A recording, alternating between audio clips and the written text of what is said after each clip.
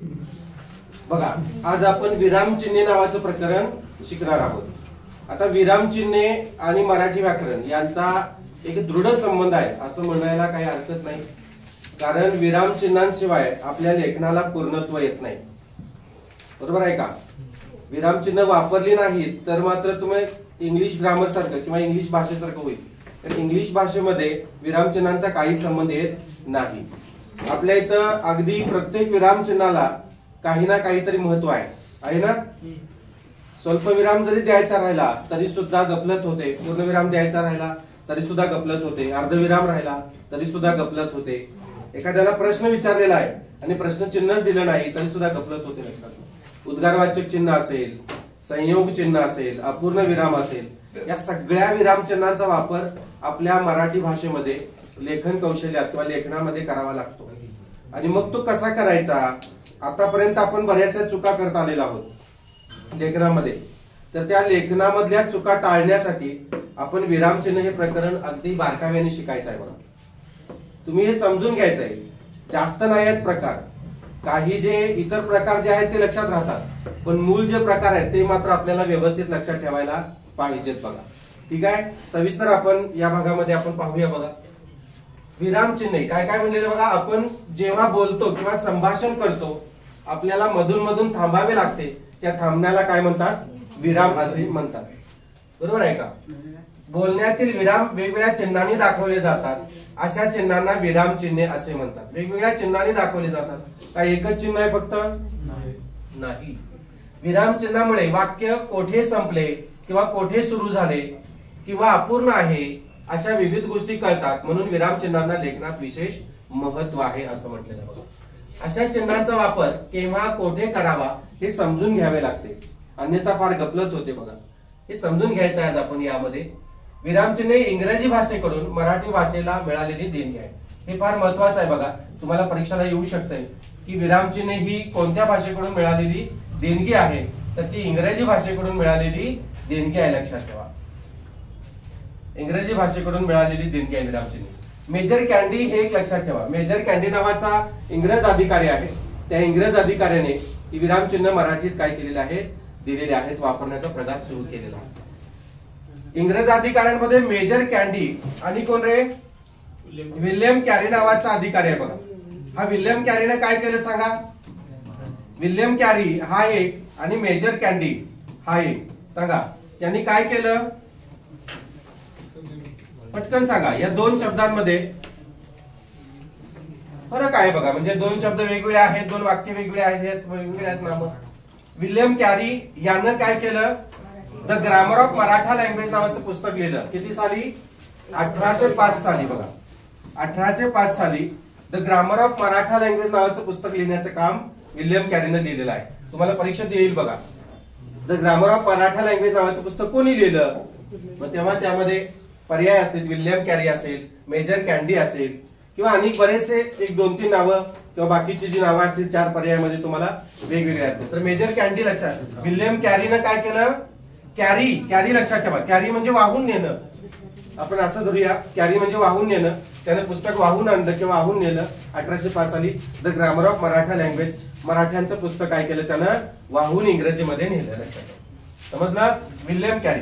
आणि major Candy, कॅन्डीच्या डोक्यावर काय अनुस्वार आहे? बघा, हा आहे ना.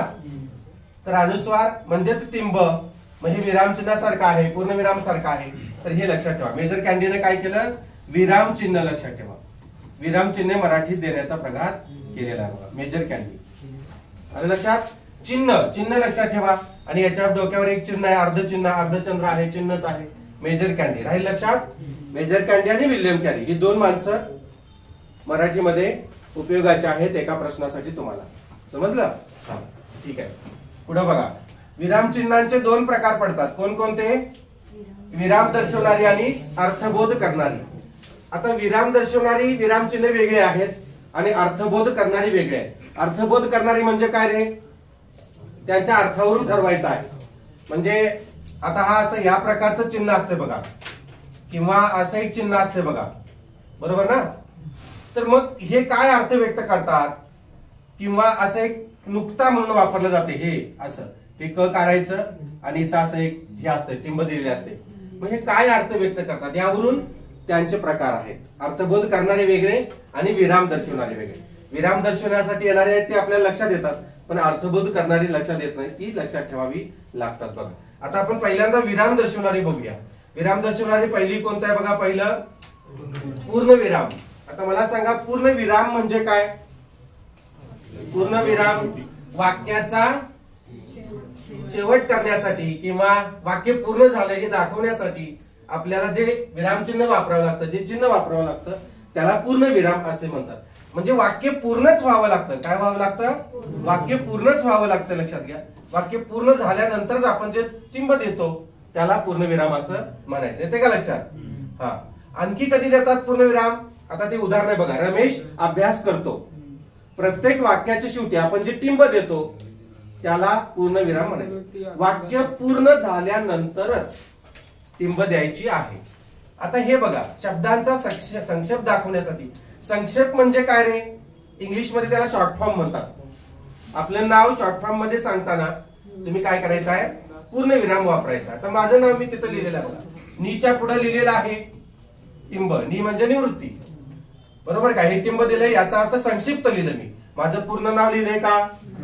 नाही, त्याचं संक्षिप्त केलं आणि टिंब दिलं. माझ्या वडिलांचं नाव आहे आनंदा, म्हणून मी आनंदा न लिहिता काय केलं? टिंब दिलं. आता मी इथं हे नाव जे आहे किंवा हा शब्द जो आहे तो पूर्ण लिहिलेला आहे आणि मग इथं पूर्णविराम देऊ का? नाही देणार मी. का देणार नाही? कारण हे काही वाक्य नाही आहे, हे नाव आहे. वाक्य असतं तरच काय केलं असतं मी इथं पूर्णविराम दिला असता. लक्षात घ्या, त्यामुळे हा पूर्णविराम येणार नाही. आता माझं क्वालिफिकेशन लिहिलेलं आहे बघा, एम. एम नंतर एम म्हणजे कोण? मास्टर, बरोबर आहे का? ए म्हणजे education, sorry arts, M A. आता पुढे काय आहे? डी. डी नंतर डिप्लोमा, बरोबर आहे का? एज्युकेशन. एड म्हणजे एज्युकेशन असं आहे. पुढे अजून बीएड वगैरे भरपूर आहे, पण मी एवढंच लिहिलेलं आहे. आता यानंतर काय केलं मी? हे एड नंतर सुद्धा पूर्णविराम दिलेला. तुम्ही म्हणाल हे कुठं वाक्य आहे? एज्युकेशनचा फॉर्म आहे तो, लॉंग फॉर्म आहे. Diploma in education, bachelor of education, bachelor of arts, master of arts, है ना? BSc, bachelor of science, BSc असं करता बघा तुम्ही, बरोबर आहे ना? हे लिहिता बघा बीएससी असं. तर ते मराठीत लिहिताना काय करायला पाहिजे? बी. बी म्हणजे कोण? Bachelor of science. बीएस म्हणजे सायन्स किंवा सी असं करता बघा. लक्षात आलं? बीएससी असं. म्हणजे हे काय केलं आपण? बीकॉम केलं. संक्षिप्त दाखवण्यासाठी आपण विरामचिन्ह, कोणतं विरामचिन्ह वापरलं? पूर्ण विराम वापरलेला आहे. आता एम ए यामध्ये बघा, एम नंतर हा जो प्रघात होता पूर्वी, हे अर्ध काय म्हणतात त्याला? हलचिन्ह द्यायचं होतं. तर हे हलचिन्ह आता व्याकरणातून काढून टाकलेलं आहे. हा भाग जो आहे तो या प्रकरणात येत नाही, तो शुद्धलेखन नावाच्या प्रकरणात येतो. शुद्धलेखन मध्ये मी तुम्हाला सांगेन. म्हणजे आता मी तिथं लिहिलेलं आहे बघा, काय लिहिलेलं आहे? एम सरळ सरळ लिहिलेलं आहे, एम ए डी आणि एड असं लिहिलेलं आहे बघा. म्हणजे एड नंतर काय करायला पाहिजे होतं? असं हल स्वरूप द्यायला पाहिजे होतं, बी एड. एड नंतर सुद्धा काय करायला पाहिजे? असं द्यायला पाहिजे. पण हे आता व्याकरणातून काढून टाकलेलं आहे, लक्षात ठेवा. आणि मग कोणत्या याच्यासाठी ठेवलेलं आहे काय हे असं? तर ते तुम्हाला मी सांगणार आहे. कुठल्या प्रकरणामध्ये? शुद्धलेखन. त्यामध्ये तुम्ही ते बघायचं आहे. ठीक आहे, समजलं? एम ए डी एड म्हणजे तिथं शॉर्ट फॉर्म कसा लिहिला बघा. एड नंतर पूर्णविराम तिथं द्यायचा राहिला, तुम्ही देऊन घ्या. आता पूर्णविराम समजला तुम्हाला? पूर्णविराम कधी? वाक्याच्या शेवटी द्यायचा, वाक्य पूर्ण झाल्यानंतर किंवा शब्दांचा संक्षेप दाखवताना. आलं लक्षात? शब्दांचा, अक्षरांचा संक्षेप दाखवताना सुद्धा तुम्ही लिहू शकताय. अ ब क असं काहीतरी असतंय बघा. अक्षरांचा सुद्धा संक्षेप दाखवण्यासाठी अ म्हणजे काहीतरी असू शकते, ब म्हणजे कोणीतरी असू शकते, क म्हणजे कोणीतरी असू शकते, बरोबर का? त्यासाठी सुद्धा तुम्ही लिहू शकता. शब्दांचा किंवा अक्षरांचा संक्षेप दाखवण्यासाठी, संक्षेप इन इंग्लिश शॉर्ट फॉर्म, लक्षात देण्यासाठी. आता अर्धविराम कधी येतो बघा. अर्धविराम हा आपल्याला उभयान्वयी अव्ययामध्ये झालेला आहे बघा. अर्धविराम नावाचं प्रकरण उभयान्वयी अव्ययामध्ये झाले का? हा, उभयान्वी अव्ययामध्ये आपण दोन छोटी वाक्ये इथं आहे बघा, उभयान्वी अव्ययाने जोडली असता अर्धविराम वापरावा लागतो. आता पूर्णविराम म्हणजे काय की वाक्य पूर्ण झालं हे दाखवण्यासाठी आपल्याला पूर्णविराम येतो, बरोबर का. आणि अर्धविराम कधी कसा लिहायचा की असं पूर्णविराम काढायचा आणि खाली स्वल्पविराम द्यायचा, त्याला म्हणायचं अर्धविराम. दोन छोटी वाक्य उभयान्वी अव्ययाने जोडली असतात. उभयान्वी अव्ययाचे प्रकार किती आहेत माहिती आहे तुम्हाला? दोन प्रकार आहेत, प्रधानत्व सूचक उभयान्वी अव्यय आणि गौणत्व सूचक उभयान्वी अव्यय. प्रधानत्वाचे परत चार प्रकार पडतात, समुच्चय बोधक, विकल्प बोधक, न्यूनत्व बोधक आणि परिणाम बोधक. कारण बोधक येत नाही त्यात. आणि गौणत्व सूचक मध्ये स्वरूप बोधक, कारण बोधक, उद्देश बोधक आणि संकेत बोधक. म्हणजे त्या 8 प्रकारांमधले जी काही अव्यय आहेत ती अव्यय घेऊन आपल्याला हे अर्धविराम वापरावं लागतं. पण छोटी छोटी दोन वाक्य असायला पाहिजेत, बरोबर का. हे इथपर्यंत एक वाक्य संपले असं गृहीत धरूया. परत इथं उभयान्वी अव्यय पण, परंतु, आणि, व, की काही जे वापरायचं ते वापरायचं आणि मग पुढचं वाक्य लिहायचं आणि शेवटी पूर्णविराम द्यायचा. आता तिथं बघा, तो धावत गेला, गेल्यानंतर काय केलंय, एक अर्ध वाक्य पूर्ण झालेलं आहे, बरोबर का. तो धावत गेला, नुसतं पूर्णविराम दिलं, समजा तो धावत गेला नुसतं पूर्णविराम दिलं तर एक वाक्य पूर्ण झालं असं, पुढे अजून काही लिहायचं नाही आपल्याला, असा त्याचा अर्थबोध होतो, बरोबर का.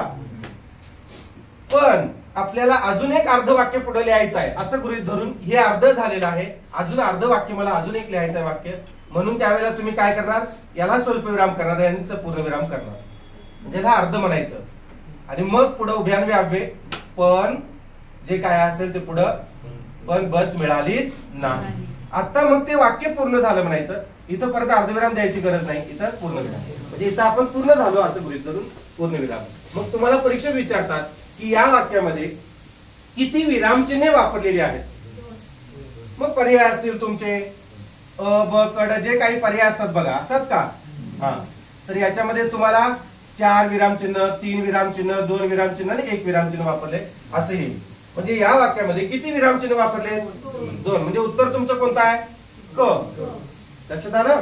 असं काही जण हे उत्तर लिहितील, कसं काय सांगा, 1, 2, 3, याला 2 मानतील, तसं 2 आहे का ते, एकच विरामचिन्ह धरायचं. आलं लक्षात. आता एका विद्यार्थ्यानं काय केलं होतं, हे जे दुहेरी अवतरण चिन्ह होतं बघा, होतं का दुहेरी अवतरण चिन्ह, मग ते वाक्य काहीतरी होतं आणि मग त्यामध्ये लिहिलं होतं की किती विरामचिन्ह आलेले आहेत. आता ते गड आला पण शिव गेला आहेच, पण काहीतरी वाक्य होतं आणि मग त्यानं विरामचिन्ह कशी मोजली बघा, 1, 2, 3, 4 असं, 1, 2, 3, 4, मग शेवटी पूर्णविराम असणार. समजा मध्ये आणि अर्धविराम असेल, 1, 2, 3, 4, 5, 6 असं होईल का नाही. एखाद्या वाक्यामध्ये एवढी विरामचिन्ह असतात का, नाही. जास्तीत जास्त 4 असू शकतात, लक्षात घ्या. जास्तीत जास्त किती, 4 असू शकतात. बघा आता समजलं, अर्धविराम, तो धावत गेला पण बस मिळालीच नाही, समजलं. उभयान्वी अर्धविराम म्हणजे काय, 2 अर्धी अर्धी वाक्य जोडताना अर्धविराम द्यायचा, किंवा एक अर्ध वाक्य झालं त्यानंतर अर्धविराम लिहायचा आणि मग पुढचं वाक्य पूर्ण करायचं. समजलं. उभयान्वी अव्ययाने जोडताना ही व्याख्या लक्षात ठेवा बाळा, फार महत्वाचे. परीक्षेत तुम्हाला विचारतात, 2 छोटी वाक्य उभयान्वी अव्ययाने जोडली असतात, कोणते विरामचिन्ह वापरतात, टिंबे विरामचिन्ह वापरतात, तर अर्धविराम. तेव्हा लक्षात राहत नाही. आणि उभयान्वी अव्ययाच्या वेळेला मी तुम्हाला फार चांगल्या पद्धतीने शिकवलेलं आहे, अर्धविराम येतो की नाही. प्रत्येक वाक्य विचारल्यानंतर, लिहिल्यानंतर मी तुम्हाला विचारायचो बघा, इथे अर्धविराम येईल का, मग तुम्ही सांगायचं येणार. 2 शब्द जोडताना अर्धविराम येतो का रे. आईने बाजारातून वांगी आणि बटाटे आणले, बघा आईने बाजारातून वांगी आणि हे मी समुच्चय बोधक वापरलं, आणि बटाटे आणले. आईने बाजारातून वांगी आणि बटाटे आणले, इथं अर्धविराम येतो का, नाही येणार. कारण 2 शब्द जोडण्यासाठी आणीने वापर उभयान्वी अव्ययाचा केलाय, इथं अर्धविराम येणार नाही. एकच क्रियापद आहे शेवटी. आईने बाजारातून वांगी आणि बटाटे आणली, आणली हे एकच क्रियापद आहे. अर्धविराम वापरण्यासाठी 2 स्वतंत्र क्रियापदे पाहिजेत, 2 स्वतंत्र वाक्य पाहिजेत. लक्षात घ्या. वाक्य म्हणले की त्याला क्रियापद येते की नाही. हा, मग इथं म्हटलेलं बघा, 2 छोटी वाक्य, वाक्य म्हणले की त्याला क्रियापद येते. शब्द 2 शब्द जोडताना एकच क्रियापद येते, लक्षात घ्या. मी आज पुऱ्या अन भजी खाल्ली. मी आज पुऱ्या अन भजी, किंवा बाबांनी बाजारातून पुऱ्या अन भजी आणल्या. लक्षात आलं? एकच क्रियापद असेल तर तुम्हाला अर्धविराम वापरावा लागणार नाही. दोन म्हणलेलं आहे बघा, दोन छोटी छोटी वाक्य पाहिजे, उभ्याने अभ्याने जोडली पाहिजे, तरच तुम्हाला अर्धविराम वापरावा लागतो. येतं लक्षात? पुढे बघा, दोन शब्द जोडताना येणार नाही. आता स्वल्पविराम बघा, एकाच जातीचे अनेक शब्द म्हणलेले, अनेक शब्द लागोपाठ आल्यास स्वल्पविराम वापरतात, किंवा संबोधन दर्शवताना. आता इकडे लक्ष, एकाच जातीचे अनेक शब्द लागोपाठ आल्यास म्हणजे काय? एकाच जातीचे, एकाच गटातले शब्द पाहिजे. आईने बाजारातून बटाटे, वांगी, टोमॅटो, कोबी, पालक, मिरची आणि शाबू आणली. आता हे सगळं माळवं किंवा पदार्थ आहेत बाजारातले, बरोबर का? आता बघा इथं काय लिहिलंय, मी शेवटी आणि असा शब्द प्रयोग केला बघा. शेवटच्या दोन शब्दांमध्ये मात्र आणि किंवा व ही काय करायची? उभ्यान्वये वापरायची. कोणत्या शेवटच्या दोन शब्दांमध्ये? आता इथं बघा, आईने आज बाजारातून वांगी, टमाटे, बटाटे व कांदे आणले. बटाटे आणि कांदे यांच्यामध्ये काय वापरले बघा? व वापरले. अर्थात काय, स्वल्पविराम कधी वापरावा लागतो हे आधी लक्षात घ्या, समजून घेऊया आधी, मग संबोधनाचं मी तुम्हाला सांगतो. एकाच जातीचे शब्द, एकाच गटातले शब्द लागोपाठ आल्यास. आता समजा तुम्हाला 10 शब्द मांडायचे आहेत, 10 शब्द मांडायचे आहेत, तर किती स्वल्पविराम तुम्हाला वापरावे लागतील सांगा? उत्तर किती येईल तुमचं? 8 वापरावे लागतील. 8 का सांगा? 9वा आणि 10वा शब्द जो आहे त्यांच्यामध्ये आणि किंवा व वापरायचा आहे. म्हणजे 8 शब्द झाल्यानंतर तुम्हाला स्वल्पविराम वापरायचा आहे. 8व्या नंतर स्वल्पविराम येणार, 9व्या नंतर स्वल्पविराम येणार नाही. 9व्या आणि 10व्याच्या मध्ये काय येणार? आणि किंवा व येणार. इथं बघा, वांगी, टमाटे, बटाटे आणि कांदे किती आहेत? 4 आहेत. तर 2च स्वल्पविराम आहेत की नाही बघा, वांगी नंतर आणि टमाटे नंतर. म्हणजे 4 शब्द असतील तर 2, 5 असतील तर 2 वजा करायचं, परत 3 येणार. 7 असतील तर 5. लक्षात ठेवा, इथे लक्षात. 7 शब्द असतील तर 5 घ्यायचं. शेवटचे 2 म्हणजे 2 वजा करायचे, शब्द मोजायचे, त्यातून 2 शब्द वगळायचे, म्हणजेच 2 हे अंक वगळायचे आणि येणारं तुमचं उत्तर काय असणार आहे? स्वल्पविरामाचं असणार. लक्षात येते का? हा. एकाच जातीचे म्हणले, एकाच गटातले म्हणलेले आहे. आज आईने बाजारातून वांगी, टमाटे, बटाटे आणि बराक ओबामा आणले. असं होईल? बराक ओबामा माळवा आहे, असं होईल का? नाही होणार, विसंगत होईल. तेव्हा मात्र असं करायचं, एकाच गटातले पाहिजे. समजलं का? 1 2 3 असं काहीतरी तुम्हाला मांडायचं. 1 2 3 4 5 6 7 किती विरामचिन्ह वापरू सांगा पटकन? 1 2 3 4 5 येणार. या दोघांच्या मध्ये काय येणार? 6 व 7 असं येणार. येतं लक्षात? हा. 7 असतील तर किती आले बघा? 1 2 3 4 5. समजलं? मग इथे मुलांची नावे असतील तरी सुद्धा, प्राण्यांची नावं असतील, धान्यांची नावं असतील, एकाच गटातली नावं यायला पाहिजे. समजलं? तेव्हा मात्र अशा पद्धतीने तुम्ही काय करायचं आहे? ते स्वल्पविरामाचं चिन्ह लिहायचं आहे. आता संबोधन, संबोधन म्हणजे काय करायचं? संबोधन विभक्ती कोणती? 8वी विभक्ती, संबोधन विभक्ती. तिचा कारकार्थ काय? हाक मारणे. संबोधन म्हणजेच हाक मारणे. एखाद्याला उद्देशून बोलवायचं, एखाद्याला हाक मारायचं. तुषार इकडे ये. मग तुषार नंतर काय लिहायचं आहे? स्वल्पविराम द्यायचा आहे बघा. तुषार, त्यानंतर स्वल्पविराम येणार. येतं लक्षात? हा. म्हणजेच काय, संबोधन जेव्हा तुम्ही दर्शवता, इथं बघा, गीता इकडे ये नंतर काय दिलंय? ये नंतर काय दिलंय? पूर्णविराम दिलाय. का पूर्णविराम दिला? वाक्य पूर्ण झालंय म्हणून. येतं लक्षात? वाक्य पूर्ण झालं म्हणून तुम्ही तिथं काय केलं? पूर्णविराम दिला. आता इथं बघा, भाजणे, तळणे व किंवा आणि उकडणे या पदार्थ शिजवण्याच्या पद्धती आहेत. किती शब्द आहेत त्यामध्ये? 3 शब्द आहेत. किती स्वल्पविराम वापरले? भाजणे नंतर काय केले बघा? स्वल्पविराम दिलेला आहे. भाजणे, तळणे, बरोबर आहे का? आणि मी तिथं दोन्ही विरामचिन्ह वापरले, दोन्ही हे वापरले, उभ्यान्वये वापरलेले आहे. आणि किंवा व तुम्ही एकच वापरा, व उकडणे असं येणार बघा. म्हणजे या 2 शब्दांच्या मध्ये तुम्ही काय वापरलं? व वापरलेला आहे, स्वल्पविराम वापरलेला नाही. 3च शब्द आहेत, एकच स्वल्पविराम येणार. भाजणे, तळणे व उकडणे या पदार्थ शिजवण्याच्या पद्धती आहेत. समजलं? स्वल्पविराम कधी वापरतात? एक तर संबोधन दर्शवताना, एखाद्याला हाक मारायचा आहे तुम्हाला. आणखी कधी वापरतात? हा शब्द बघा, प्रति नावाचा शब्द असतो, असं लिहिलेलं असतं बघा, प्रति. आणि मग इथं काय केलेलं असतं? स्वल्पविराम दिलेला असतो. असं का? पत्र लिहिताना असं असते ना, प्रति माननीय महोदय, मग खाली लिहिता बघा माननीय महोदय, संचालक, जे काय असेल ते. आणि मग आपण महाशय, महाशय म्हणता, महाशय, मी, वरील अर्जदार, जे काय असेल ते तुम्ही लिहिता. मी सदर अर्जदार किंवा वरील अर्जदार असं लिहिता आणि स्वल्पविराम देता. काय हे असं वापरतात स्वल्पविराम? बारीक लक्ष द्या विरामचिन्ह प्रकरण. नीट ऐका. असं का वापरतात? प्रति याचा अर्थ दुसऱ्याशी संलग्नित आहे शब्द का आपल्याशी आहे? तो दुसऱ्याला ते लिहायचा आहे, दुसऱ्याला पत्र पाठवायचं आहे, याचा अर्थ त्यांना आपण संबोधित करून लिहिलेला आहे. बरोबर ना? संबोधन केलेलं आहे. प्रति माननीय, प्रति म्हणजे स्वल्पविराम दिलेला आहे. पूर्णविराम देऊन चालणार आहे का? नाही. त्याला आपण संबोधलेलं आहे. आणि महाशय, महाशय म्हणजे रिस्पेक्टेड सर. म्हणजे जे तुम्ही इंग्लिश मध्ये रिस्पेक्टेड सर लिहिता, रिस्पेक्टेड शब्द सर वापरायचा नसतो.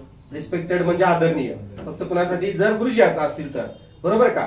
तर इंग्लिश मध्ये तो काही तसा आपल्या मराठीतला हे प्रघात लावत नाहीत किंवा मराठीतले निकष लावत नाहीत. महाशय म्हणजे लक्षात ठेवा, महोदय किंवा महाशय म्हणजे सर, राहील लक्षात. आणि महोदया किंवा महाशया म्हणजे मॅडम. आपण सगळ्यांना मॅडम, सर्वांना सरच म्हणतो बघा. तर कधी आपण महाशय म्हणतो का? महोदय म्हणतो का? नाही.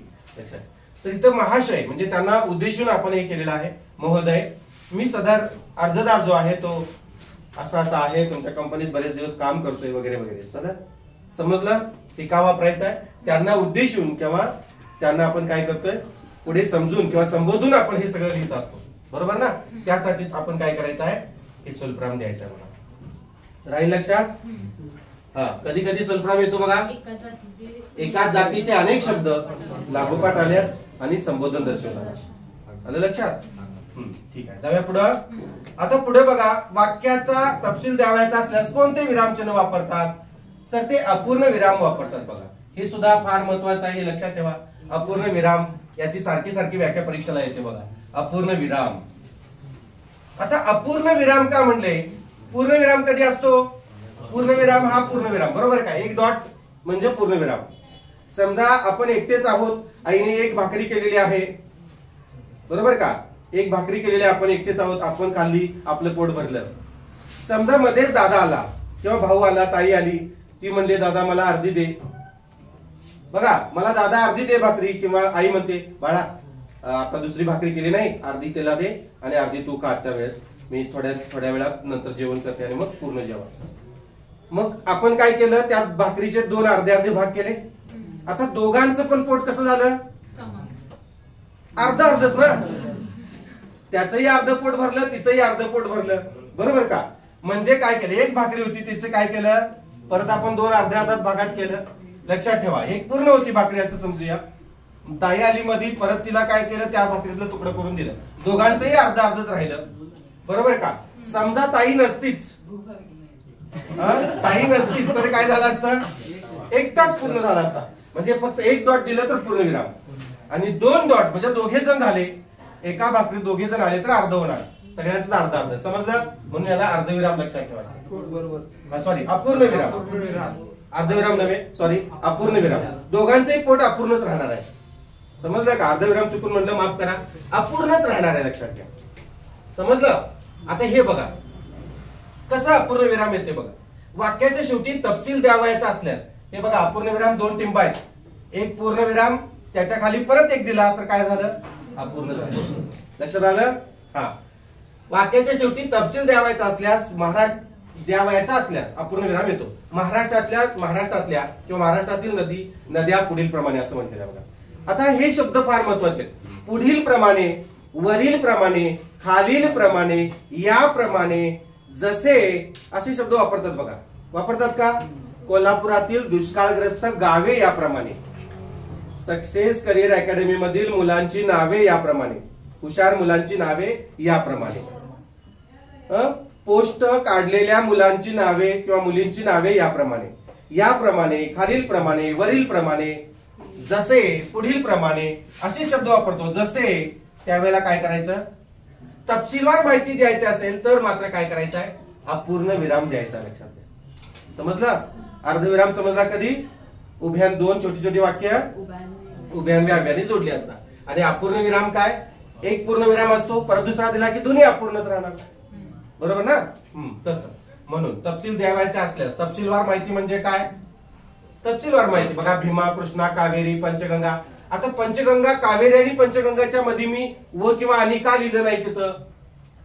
का लिहिलं नाही सांगा बघू? मी असं लिहिलं ना, भीमा लिहिलेला आहे, मान्य आहे? नीट लक्ष द्या. भीमा, कृष्णा, कावेरी, बरोबर का? अजून काय लिहिलंय? पंचगंगा असं लिहिलेलं आहे बघा. आणि पुढे काय लिहिलंय? इत्यादी असं लिहिलेलं आहे बघा. मग या कावेरी आणि पंचगंगेच्या मध्ये मी व किंवा आणि का लिहिलं नसेल? हा, इत्यादी म्हणलेलं आहे. इत्यादी याचा अर्थ अजून पुढे नद्यांची नावं आहेत. इथं संपवलंय का मी? नाही. भीमा, कृष्णा, कावेरी आणि पंचगंगा, मग इथं पूर्णविराम आला असता, हा ई निघून गेला असता. बरोबर का? समजून घ्या. इत्यादी म्हटल्यामुळे इथं आणि किंवा व येणार नाही. म्हणजे अजून आपल्याला अजून एवढ्याच नद्या आहेत का? भरपूर नद्या आहेत. किंवा दुष्काळग्रस्त गावे याप्रमाणे भाटिवडे, माझगाव, उतरे, उंडरी, है ना, संभापूर, सिंधुदुर्ग, असं सगळं सोलप्रम द्या. आणि इत्यादी म्हणलं की काय करायचं? इत्यादी म्हणायचं आणि डॉट करायचं. आता ई नंतर डॉट का दिला तुम्ही? असं का केलं? पूर्णविराम का दिला? इत्यादी या शब्दाचा संक्षिप्त आहे तो. समजलं का? असं बऱ्याच वेळेला आपण पत्र वगैरे वाचताना ताक असं लिहिलं असतं बघा. हे काय? दह्यापासून बनवले म्हणून ताजा कलम असते का? हा, ताक का असतं? वाचाय नाही कधी? नाही? तुम्ही पत्र लिहिलं नाही वाटतं कधी? अहो, शाळेमध्ये कुणाला लिहायलाच पाहिजे असं काय आहे का? आपल्याला 10वीला पत्र लेखन होतं, 12वीला पत्र लेखन होतं की नाही? तुम्ही असं झाला का ग्रॅज्युएशन होऊन? लिहिलेलं आहे. आपण 8वीला सुद्धा पत्र लेखन केलेलं आहे. नाही लिहिलं तर तुमचे गुरुजी चांगले होते वाटतं. आम्हाला नाही लिहिलं की फोडायची पाहिजे. समजलं तुम्हाला? अपूर्ण विराम कधी येतो? व्याख्या लक्षात ठेवा बाळांनो. व्याख्या ही फार महत्वाची व्याख्या. वाक्याच्या शेवटी तपशील द्यावायचा असल्यास कधी काय लिहायचा असतो? अपूर्ण विराम लिहायचा असतो. आता पेपरमध्ये वर्तमानपत्रामध्ये असते बघा, काहीतरी वाक्य असतं आणि पुढे 2 टिंबा असतात आणि इथं असतं फडणवीस. फडणवीस म्हणजे हे वाक्य काहीतरी कोणी बोललेलं आहे? फडणवीसांनी बोललेलं आहे. देवेंद्र फडणवीस काहीतरी असतं बघा. असं इथे एखादं वाक्य असेल आणि मग इथं डॉट करतात, 2 टिंब देतात आणि फडणवीस देतात. याचा अर्थ वेगळा होतो. लक्षात घ्या. याचा अर्थ काय होतो? तपशीलवार माहिती सांगितल्या का? नाही. पण यांच्या तोंडचं विधान आहे असा त्यांना अर्थ दर्शवायचा आहे. तुम्ही पेपरमध्ये बघा, काहीतरी असं लिहिलेलं असतं. वर्तमानपत्रात बघा, काहीतरी एखादं वाक्य लिहिलं असतं, म्हणजे त्यांच्या तोंडचं वाक्य काहीतरी असतंय. पुढे 2 टिंबा द्यायचं आणि त्यांचं नाव पुढे लिहायचं. फडणवीस असेल, जे दादासाहेब भुसे असतील, किंवा जे काय असेल, शिक्षण मंत्री आहे ना, हा, शिक्षण मंत्री असतील, गृहमंत्री असेल, जे काय असेल, किंवा नुसतं गृहमंत्री लिहितात किंवा नाव लिहितात बघा. समजतंय तुम्हाला? अपूर्णविराम म्हणजे काय? वाक्याच्या शेवटी तपशील द्यावायचा असल्यास 2 टिंबा लक्षात ठेवा. पूर्णविराम म्हणजे एक पूर्ण टिंब आणि परत आणखी एक अर्धी द्यायची टिंब म्हणजे अर्धविराम. अपूर्णविराम. आता प्रश्नचिन्ह हे तुम्हाला माहिती आहे. प्रश्नचिन्ह कधी देतात रे? कधी देतात प्रश्नचिन्ह सांगा? प्रश्न विचारल्यानंतर प्रश्नाच्या शेवटीच बघा, प्रश्नार्थक वाक्याच्या शेवटी तुम्ही कसे आहात? ठीक आहे, ठीक आहे, उत्तर. प्रश्नचिन्ह आलं बघा. हे उद्गारवाचक चिन्ह कधी येते सांगा? आपल्या मनातील उत्कट भावना व्यक्त करताना. काल आपण केवल प्रीती अभ्य नावाचं प्रकरण शिकलेलं आहोत, पाहिलं ना आपण ते?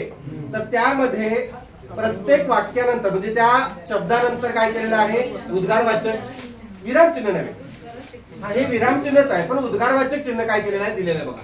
अबब, केवढा मोठा साप. आता मी इथं काय केलेलं बघा, दोन्हीकडे अबब नंतर सुद्धा असं लिहिलेलं आहे आणि केवढा मोठा साप यानंतर सुद्धा उद्गारवाचक चिन्ह दिलेलं आहे. हे असं का मी 2 वेळा का दिलेलं आहे? 2 वेळा का दिलं? साप मोठा आहे म्हणून इथं लिहिलं बघा. अबब असं लिहिलेलं आहे आणि उद्गारवाचक चिन्ह दिलेलं आहे आणि मग केवढा मोठा साप असं दिलेलं आहे. बरोबर आहे का? हे लक्ष द्या. मी मुद्दामून लिहितोय केवढा मोठा साप असं लिहिलं आणि शेवटी आले परत काय केलं?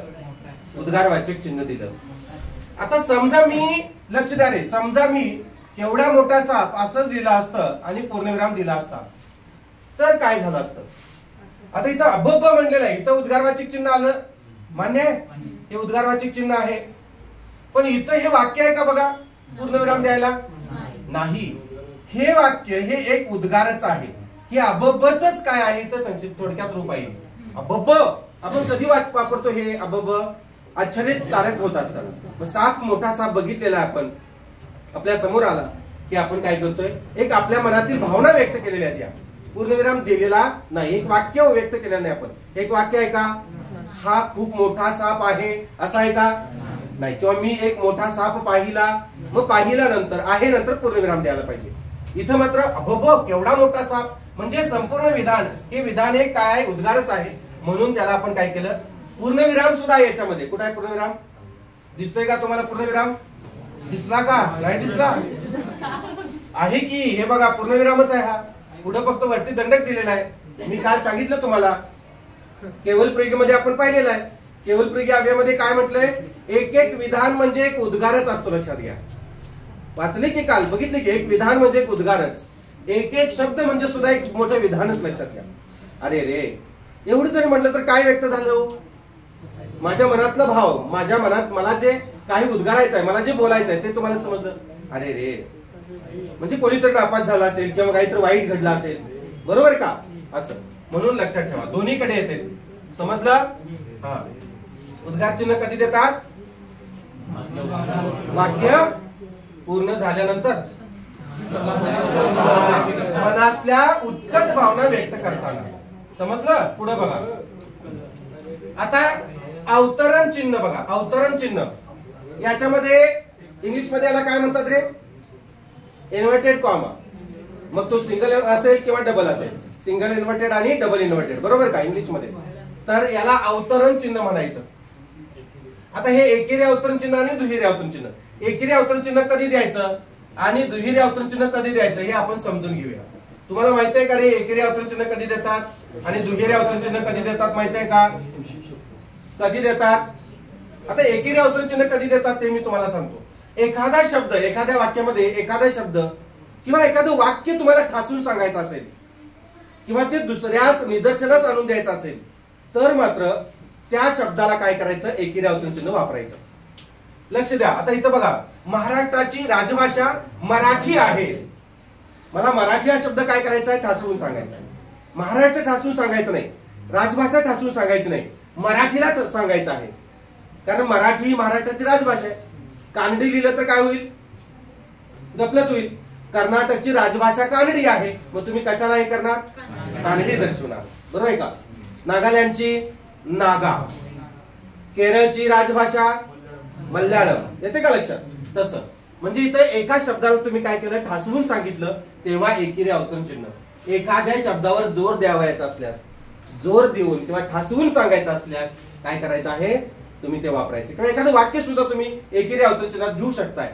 सत्यमेव जयते, एखादा सुविचार असेल, सत्यमेव जयते. आता बघा, दुहेरी अवतरण चिन्ह कधी वापरायचं? दुहेरी म्हणजे थोडक्यात काय? दु म्हणजे दोन, दु म्हणजे दोन. आता हेरी म्हणजे थोडक्यात माझ्या भाषेत वाक्य. दोघांच्या किंवा दोघं असताना ती व्यक्ती आणि त्याच्या तोंडचे बोल किंवा त्याचं वाक्य, याला हे वाक्य दर्शवत असताना, ती व्यक्ती इथं दर्शवत असताना आणि त्याच्या तोंडचं जे वाक्य आहे ते दर्शवत असताना दुहेरी अवतरण चिन्ह वापरायचं. आता बघा, शिवाजी महाराज म्हणतात, म्हणतात नंतर मी थोडासा काय केला? पॉज घेतला. थोडस इथं काय केलं? स्वल्पराम. स्वल्पराम इथं सुद्धा येतो बघा. शिवाजी महाराज म्हणतात, त्यानंतर मग ते काय म्हणतात ते काय करायचंय? मला इथं दाखवायचं आहे. गड आला, आला नंतर इथं काय करणार? मी अर्धविराम देणार. पण सिंह गेला, गेल्यानंतर काय करणार? मी पूर्णविराम देणार. शिवाजी महाराज म्हणतात म्हणजे शिवाजी महाराज ही व्यक्ती आहे, एक झालं, आणि त्यांच्या तोंडचं वाक्य दोन झालं. आलं लक्षात? म्हणजे ती व्यक्ती आणि तिच्या तोंडचं वाक्य. आता इथं बघा, तो म्हणाला, मी ते उलट घेतले मुद्दामून. तो म्हणाला, इथं काय येणार सांगा? तो म्हणाला काय येणार?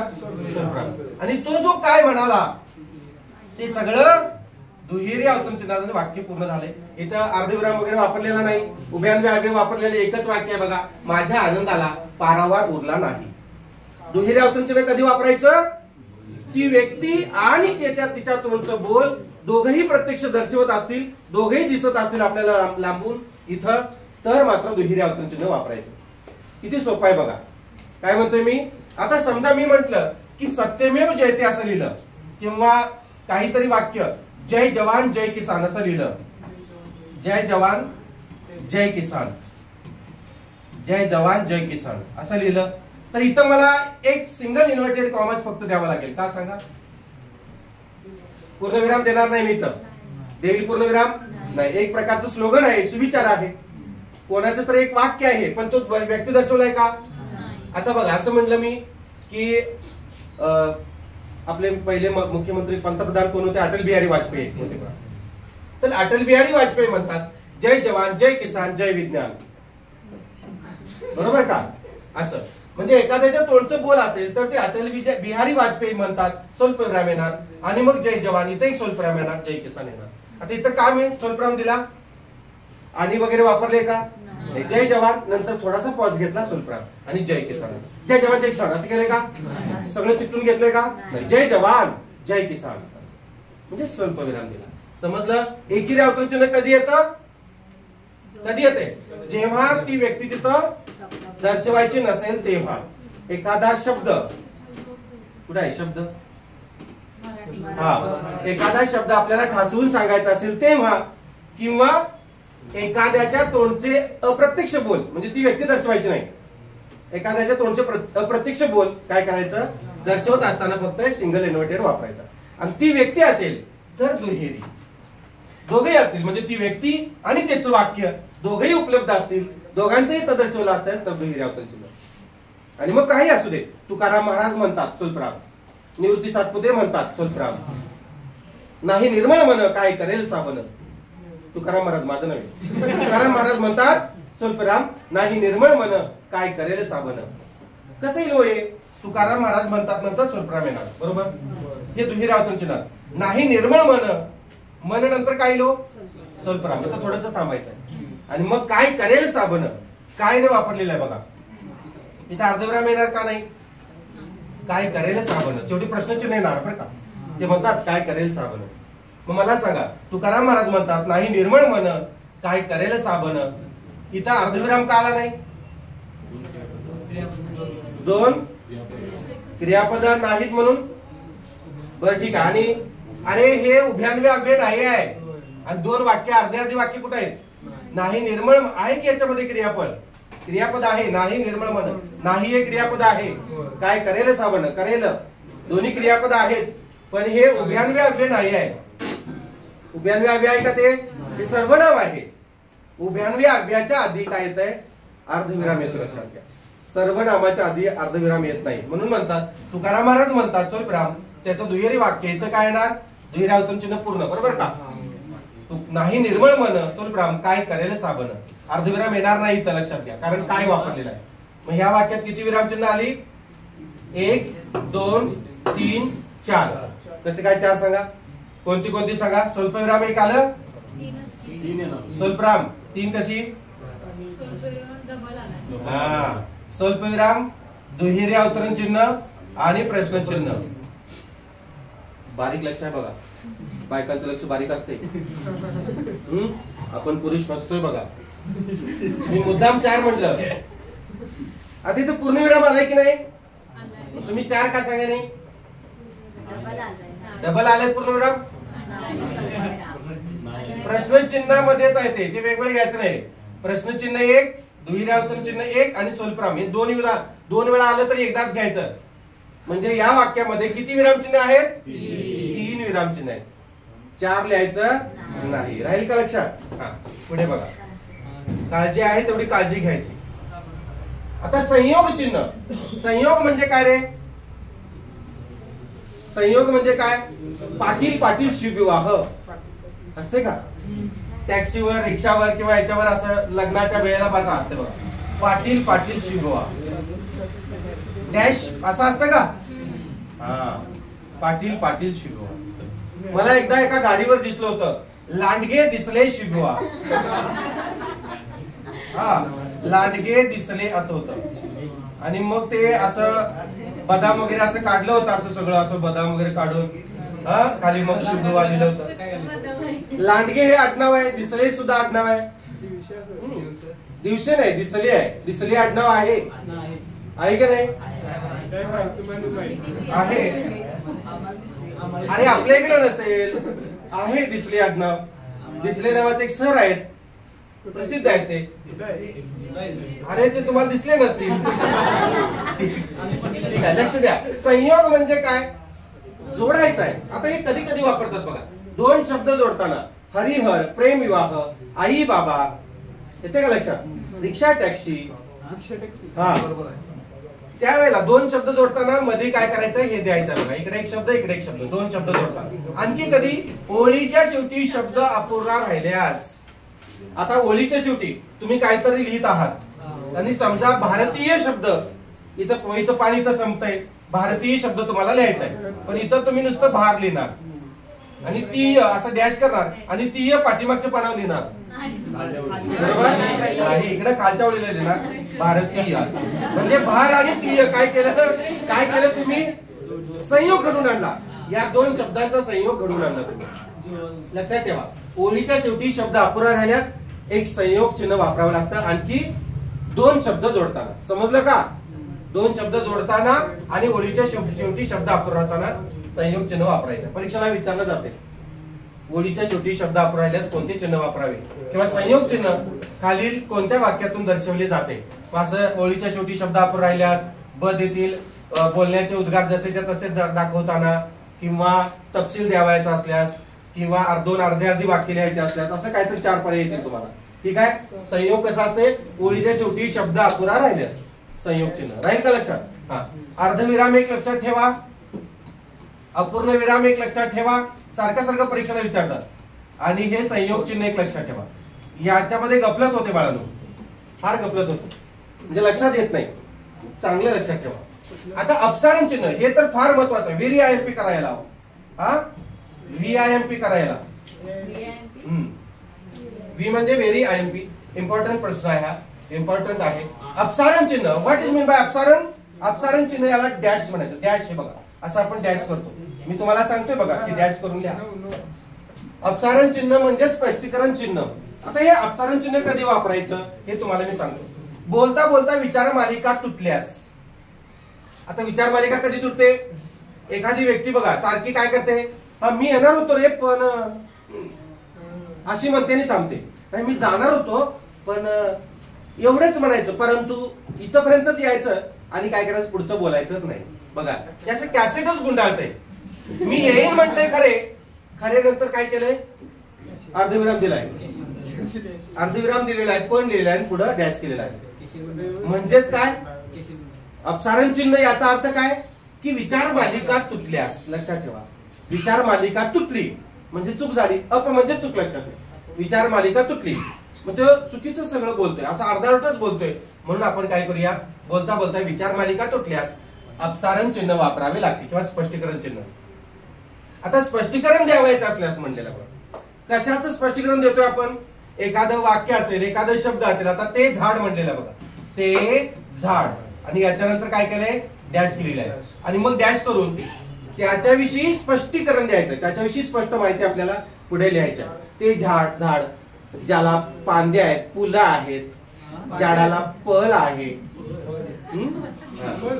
तिकडे एक विभाग आहे, एक प्रादेशिक विभाग आहे, तिथं झाड म्हणलं जात नाही, तिथं जाड म्हणतात. हे बघा जाड आहे, झाडाला फुल आहेत, फांद्या आहेत. आम्ही डीएड ला असताना आमचा एक मित्र होता, मग तो म्हणायचा हे बघा बालानू हे जाड आहे. मी म्हणणार अरे झाड म्हण, मग जाडच म्हटलो की मी.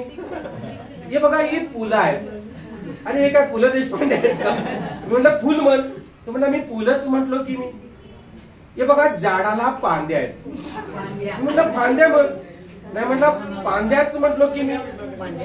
हा असं म्हणतात बघा, फांद्या आहेत, फुलं आहेत. हा लक्ष द्या, ते झाड ज्याला फुले फळे आहेत, ज्याच्या फांद्या रुंद आहेत. समजलं?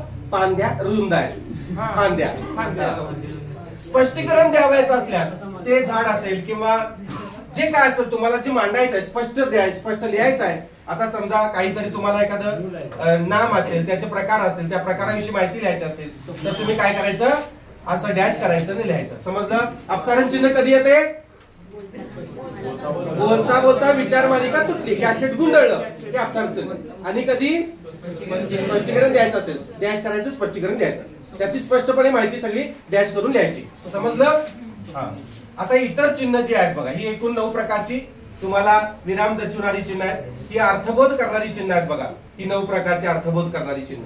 आता अर्थबोध कशी करतात बघा, लक्ष द्या. पहिला आहे विकल्प चिन्ह. विकल्प म्हणजे काय रे? विकल्प म्हणजे पर्याय. हे तुम्हाला माहिती आहे. आपण असं काय करतो, ऑब्लिक म्हणतो त्याला, इन इंग्लिश ऑब्लिक म्हणतात बघा.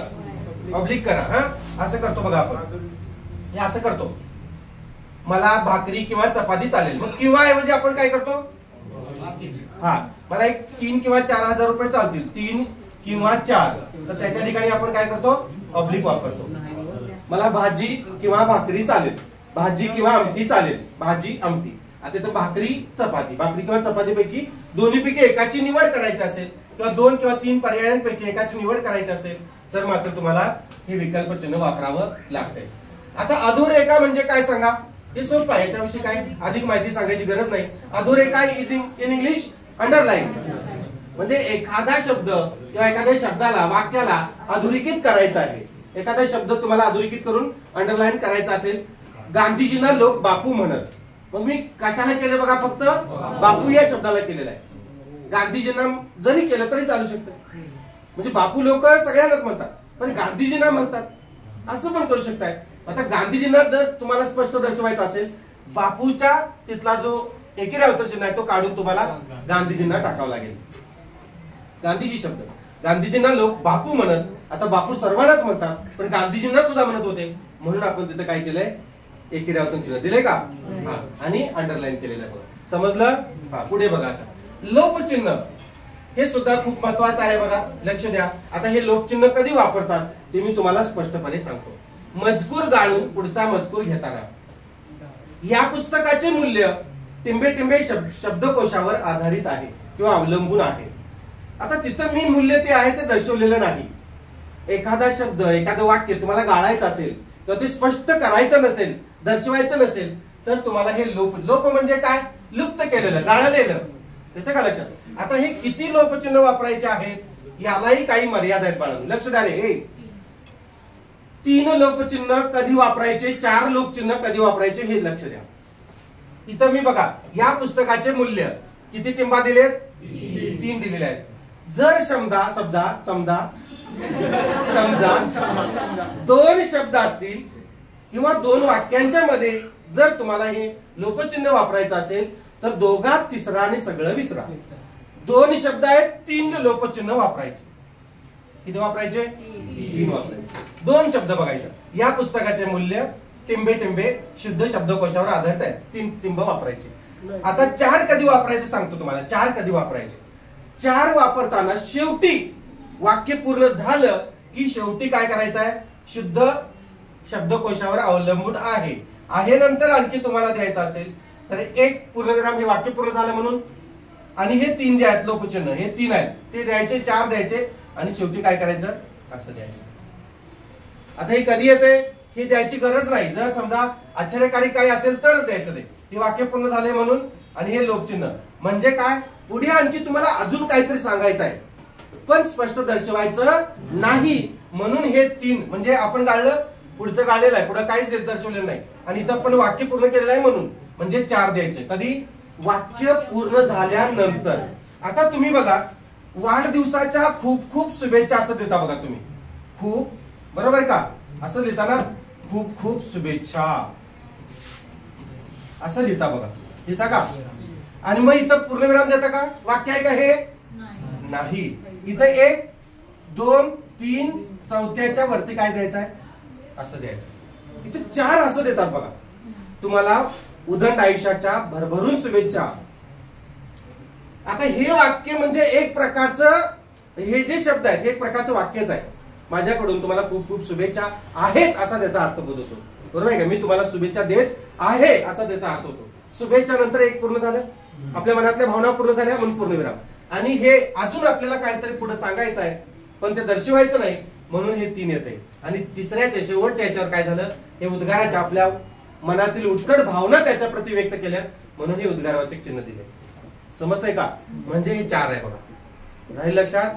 जर समजा तुम्हाला काही स्टेटस वगैरे लिहायचं असेल, काहीतरी लिहायचं असेल आणि मग शेवटी वाक्य पूर्ण झाले तेव्हा तुम्ही शेवटी काय करा, अजून काहीतरी लिहायचंय पण बस बाबा एवढ्यावर पास होतोय, त्याला समजून जाईल तो, मग 4 द्यायचा.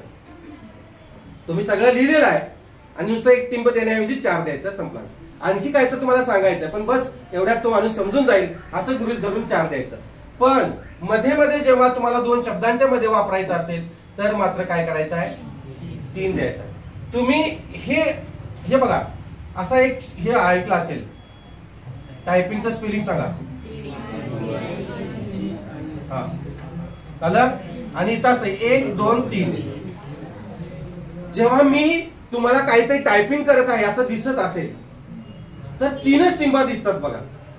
तुम्ही आज घरी जाऊन बघा, मोबाईल हे करा आणि बघा, कोणाला तर तुम्ही किंवा कोणीतरी तुम्हाला चॅटिंग करत आहे तेव्हा 3च टिंबा दिसतात. का दिसतात?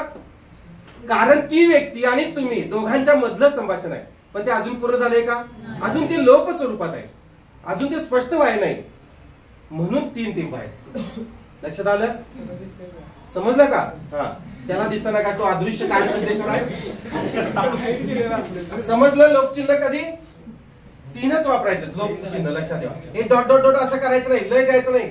तुम्ही भरपूर देता बघा, असं करायचं नाही है ना, असं करतात बघा, डॉट डॉट डॉट डॉट असं करतात. तरी असं काही डॉट डॉट करायचं नाही. आता काकपद किंवा हसपद म्हणजे काय रे? काकपद किंवा हसपद म्हणजे काय? काय काकपद म्हणजे काय सांगा? काक म्हणजे काय रे? काक म्हणजे कावळा, पद म्हणजे पाय, कावळ्याच्या पायासारखं. आता कावळ्याचं पाय तुम्हाला थोडक्यात दाखवतो. इथं कावळा आहे, आता जमतोय की नाही माहित नाही. कोरोनातला हा हे कावळा आहे बघा असा. हा तर हे असं आहे बघा, असं काक आहे ना. हे पाय, हे कावळा राहू द्या पण पायाकडे लक्ष द्या फक्त. असं आहे ना, हे असं आहे बघा बघा. याला ते कोरोनातला कावळा आता नवीन आलेला असेल, झाला असेल ठीक आहे, आता उडून गेला तो. काक म्हणजे कावळा, लक्ष द्या. काक म्हणजे कावळा किंवा कावळ्याचं पाय किंवा हंस. हंस पक्षी माहितीये? हंस पक्षाचं पद, पद म्हणजे पाय. या कावळ्याच्या किंवा हंस पक्षाच्या पायासारखं हे चिन्ह आहे बघा, हे असं. आता हे कधी लिहायचं आहे? हे असं द्या किंवा असं सुद्धा तुम्ही लिहू शकता बघा. लक्ष द्या, हे असं आणखी मोठं झूम करून लिहितो बघा. असं लिहा किंवा असं लिहिलं तर चालतंय. कधी लिहायचं हे? एखादा शब्द अथवा वाक्य लिहावायचे राहिल्यास. आता आपल्याला समजा काहीतरी भारतातील प्रमुख नद्या अमुक अमुक आहेत, भारतातील नद्या अमुक अमुक आहेत, प्रमुख शब्द राहूनच गेला. आता समजा भारतातील असं मी म्हटलं, भारतातील प्रमुख शब्द मला लिहायचा आहे पण तो माझ्याकडून चुकून काय केला, राहून गेला आहे का. मग इथं प्रमुख शब्द लिहायला जागा आहे का? नाही. तेव्हा तुम्ही काय करायचं, इथं काकपद करायचं आणि मग इथं काय लिहायचं, प्रमुख शब्द लिहायचा. वरती लिहायचा आहे, खाली लिहायचा नाही. काही लोक काय करतात, खाली लिहितात, असं असं बाण दाखवतात, म्हणजे असा बाण दाखवतात, तर ते दाखवायचं नाही, खालच्या ओळीला लिहायचं नाही. ते जसं आता हे भारतातील, बरोबर का, हे भारतातील असं आणि मग हे असं काय झालं, पूर्ण झालं, असं त्याचा अर्थ होतो. भारतातील नद्या, तिथं बघा शाळेतील सर्व अभ्यास करत होती. आता सर्व अभ्यास करत होती, सर्व म्हणजे नेमकी कोण, मुले. पण मुले शब्द तिथं माझा राहून गेला म्हणून मी मुले शब्द वर लिहिलं. राहील लक्षात? कोणतं चिन्ह आहे ते? हसपद. लक्षात ठेवा, काकपद किंवा हसपद. एका गुरुजींनी काखपद म्हटलं होतं, ही म्हणे काख आहे ना. आता काक इथं असते ना, काकेत कळसा गावाला वळसा. काय इथं काक असते? असू दे, काय बगल म्हणतात तिला. एकेरी दंड दुहेरी दंड कधी वापरतात? एकेरी दंड आणि दुहेरी दंड कधी वापरतात? एकेरी दंड म्हणजे थोडक्यात स्वल्पविराम, दुहेरी दंड म्हणजे थोडक्यात पूर्णविराम. लक्षात ठेवा. ओवी, अभंग, श्लोक पद यासारख्या वाक्यप्रचारात चरणांच्या शेवटी काय करतात, दाखवत असताना देह देवाची मंदिर स्वरूपराव द्यायच्या ऐवजी काय केलं बघा, हे कीर्तन आता आत्मा परमेश्वर. समजलं का? हा, कुठला अलंकार आहे तो, रूपक अलंकार. बरोबर आहे, अभ्यास चांगला झालेला दिसतोय बाळाचा. आता अवग्रह, अवग्रह म्हणजे काय रे, हे यस असतं बघा, असं यस, हे अवग्रह बघा, अवग्रह यस काढतात. आता हे कधी काढतात माहितीये का, विशिष्ट अक्षराचा उच्चार लांबट दर्शवण्यासाठी. एक पिक्चर आला होता, पिक्चर असा आला होता बघा, आणि मग असं असं असं असं बारीक बारीक बारीक यस यस यस, आणि परत हे केलं होतं असं. एक पिक्चर आहे, तुम्ही युट्यूबला सर्च करू शकता हा पिक्चर. एवढं सगळं द्यायची गरज नाही.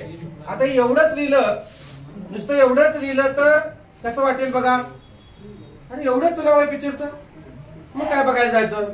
म्हणून त्यांनी काय केलं, थोडस लांबड केलं. बरोबर का? पण ते एवढं नाही आहे, फक्त एवढंच आहे बघा, लक्षात ठेवा. एखाद्याच म्हणजे हा शिवचा काय करायचा आहे, लांबट उच्चार करायचा आहे. कोणीही बोलू नका, समजलं बघा, कोणीही बोलू नका. हा बस, बाहेर येईल.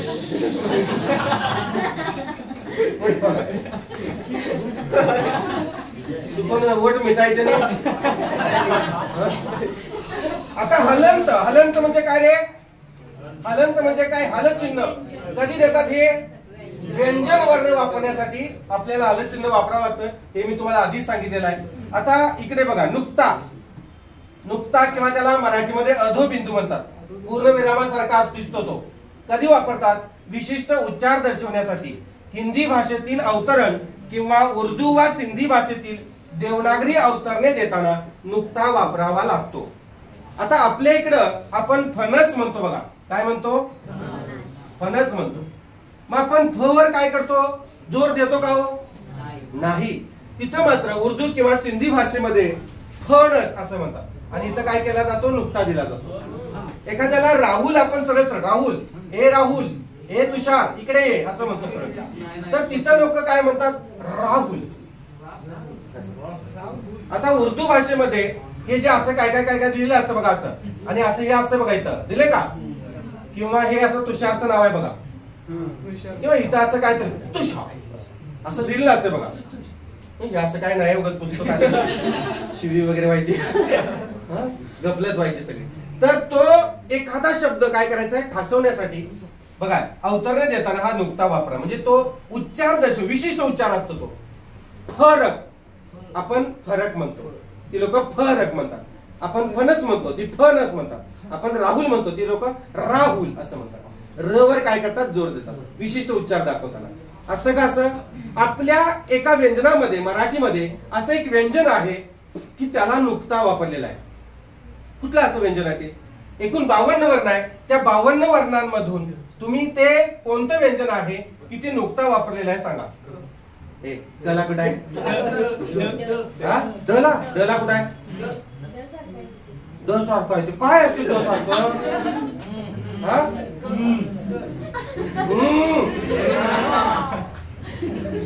हे बघा आहे ना. क च्या वर्गात क ख ग ग, ओठ मोकळी सोडायचे, ओठ झाकायचे नाही ते म्हणताना. कुठलं ओठ मोकळे सोडायचे, क ख ग घ. आलं लक्षात. वाङ्मय, वाङ्मय, वाङ्निश्चय यासारखे शब्द जोडताना हे उच्चारताना लक्षात ठेवा. वांग का वांग असं होतंय, वाङ्निश्चय असं होतंय नाही. आणि याला काय म्हणायचं, याला सांगा. आता काही लोक यांना 99% लोक त्र म्हणतात. याला काय म्हणायचं, न्य. न्य जीभ काय करायची, तालू मध्ये घालायची, वरच्या दाताच्या खड्ड्यामध्ये, आणि न्य न्य न्य न्य च. बघा जीभ वरच्या दाताच्या आतमध्ये जो खड्डा आहे, खोलगट भाग आहे, त्याला तालू म्हणतात, कठोर तालू. त्यामध्ये जीभ घालायची आणि पुढचं टोक घालायचं. च छ ज झ न्य न्य न्य असं म्हणायचं. समजलं, जिभेचं पुढचं टोक. इथं विरामचिन्ह नावाचं प्रकरण आपलं संपतंय. येते लक्षात, विरामचिन्ह नावाचं प्रकरण संपतंय. अर्थबोध करणारी आणि